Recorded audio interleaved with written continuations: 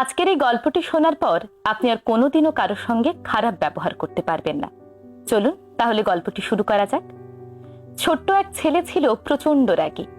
একবার তার বাবা তাকে এক ব্যাগ পেরেক দিয়ে বলেছিল, যখন যখন তুমি তোমার রাগ নিয়ন্ত্রণ করতে পারবে না, তখন তখন এই ব্যাগ থেকে একটি করে পেরেক আমাদের বাগানে যে কাঠের বেড়া আছে সেখানে লাগিয়ে আসবে। ছেলেটিও তার বাবার কথা মতো কাজ করতে লাগলো।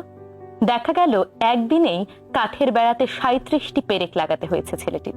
এভাবে ধীরে ধীরে সে তার কাজ চালিয়ে যেতে লাগলো। একটা সময় পর দেখা গেল তার পেরেক লাগানোর সংখ্যা অনেক কমে গিয়েছে, কারণ তার কাছে মনে হলো কাঠের বেড়ায় পেরেক লাগানোর চেয়েও রাগ নিয়ন্ত্রণ করাটা অনেকটাই সহজ। আস্তে আস্তে তার পেরেক লাগানোর সংখ্যাও কমতে লাগলো। একটা সময় এলো যখন আর তার একটি পেরেকও লাগাতে হয়নি।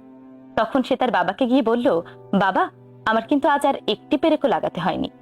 এটা শুনে তার বাবা তাকে বলল, এখন থেকে যখন যখন তুমি তোমার রাগ পুরোপুরি নিয়ন্ত্রণ করতে পারবে, তখন তখন তুমি সেই কাঠের বেড়া থেকে একটি করে পেরেক খুলে আনবে। তারপর একটা সময় আসলো যখন ছেলেটি পেরেক খুলতে খুলতে সবগুলো পেরেক খুলে ফেলেছে। তারপর তার বাবা তাকে নিয়ে বাগানে গেলেন, গিয়ে বললেন, তুমি খুব ভালো কাজ করেছো, তুমি এখন তোমার রাগ নিয়ন্ত্রণ করতে পারো। কিন্তু লক্ষ্য করে দেখো, কাঠের বেড়ায় যে ক্ষতগুলো লেগেছে সেগুলো কিন্তু মুছে যায়নি। এই ক্ষতগুলো আর কখনোই মুছতে পারবে না।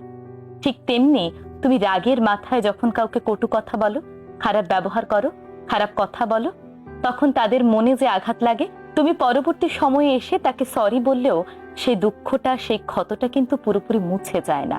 তাই রাগের মাথায় হয়েও কাউকে কখনো খারাপ কথা বলবে না, খারাপ ব্যবহার করবে না। তাহলে তার মনে তুমি যে আঘাত দেবে তা চিরস্থায়ী হয়ে থেকে যাবে। মানুষের শরীরের আঘাতের চেয়েও মনের আঘাত বেশি ভয়ানক। গল্পটি কেমন লাগলো অবশ্যই কমেন্ট করে জানিয়ে যাবেন।